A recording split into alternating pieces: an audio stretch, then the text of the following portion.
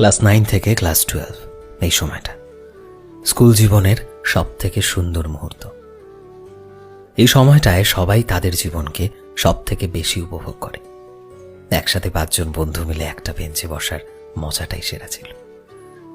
সবাই সবার টিফিন কেড়ে খাওয়ার যে ব্যাপারটা, আর তারপর ধীরে ধীরে ক্লাস 12 শেষ হয়ে গেল। সাথে শেষ হয়ে গেল আমাদের স্কুল জীবনটা। আর ধীরে ধীরে হারিয়ে ফেললাম সেই দিনগুলোকে, সেই বন্ধুগুলোকে। একসাথে সেই মজা করতে করতে স্কুল যাওয়া আর হলো না। আর একসাথে ক্লাসের মাঝে বাইরে বেরোনো হয়তো হবে না।